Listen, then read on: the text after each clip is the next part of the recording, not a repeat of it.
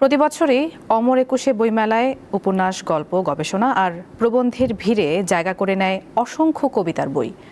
নতুন বই দিয়ে কবিরা তুলে ধরেন সময়, অনুভূতি আর স্বপ্নের কথা। কিন্তু বই প্রকাশের সেই উচ্ছ্বাসের সঙ্গে তাল মিলিয়ে বাড়ছে না কবিতার পাঠক। এবছর কবিতা গ্রন্থ প্রকাশ পাচ্ছে, কিন্তু পাঠক সংখ্যা খুবই কম।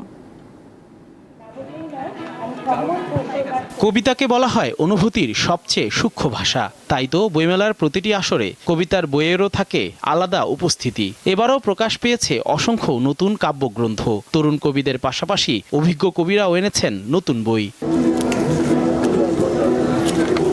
তবে মেলায় ঘুরে দেখা যায় বইয়ের স্টলগুলোতে উপন্যাস ও গল্পের পাঠকের ভিড়, কিন্তু কবিতার বইয়ের সামনে অনেক সময় দাঁড়িয়ে থাকে নীরবতা। প্রকাশকদের কেউ কেউ বলছেন কবিতার বই প্রকাশের সংখ্যা বাড়লেও সেই তুলনায় পাঠক নেই। এবার কম দেখছি কবিতার পাঠক। তরুণ প্রজন্মের মধ্যে রোমান্টিক কবিতার প্রতি আকর্ষণ বেশি। রাজনৈতিক প্রেক্ষাপটের উপর যে কবিতা, দেশাত্মবোধের উপর, এটার প্রতিও আগ্রহ আছে। তো এই বছরটা হচ্ছে গিয়ে উপন্যাস বলেন, কবিতা বলেন বা এইগুলো তুলনামূলক খুব কম হচ্ছে।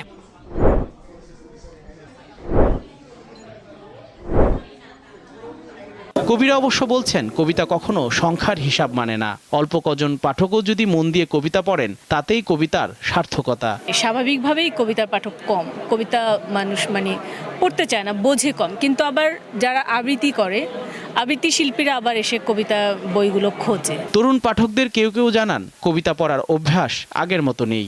দ্রুত সময়ের এই জীবনে অনেকে ছোট গল্প বা উপন্যাসের দিকেই বেশি ঝুঁকছেন। উপন্যাসের গল্প যতক্ষণ পড়তেছি, বিভিন্ন চরিত্রের সাথে বিভিন্ন পরিবেশ পরিস্থিতি সবকিছুতে একটা লম্বা সময় ধরে ওই অ্যাটাচমেন্টটা থাকে। কবিতা ভালো, তবে কবিতা খুব অল্প সময় মনে হয় অ্যাটাচমেন্টটা কম থাকে। কবিতা আমার পছন্দ, কিন্তু বইমেলায় এ পর্যন্ত কবিতার বই খুবই কমই কেনা হয়েছে। এরই মধ্যেও প্রতিদিন বইমেলায় প্রকাশ পাচ্ছে নতুন নতুন কবিতার বই। রবিবার মঞ্চে প্রকাশ পায় কবিতার বই প্রেয়সীর স্বপ্ন। কবিতা কখনো কাউকে কখনো নিরাশ করে না। কবিতা মানুষকে আশা দেয়, কবিতা মানুষকে আশার প্রদীপ জ্বালিয়ে দেয়, এবং ওই প্রদীপ দেখে দেখে মানুষ সামনের দিনগুলোতে এগিয়ে যেতে পারে। ৮ মার্চ বইমেলায় নতুন বই এসেছে ৭৫টি। এর মধ্যে কবিতার বই রয়েছে ৩১টি। জহিরুল মোহসান, দীপ্ত সংবাদ, ঢাকা।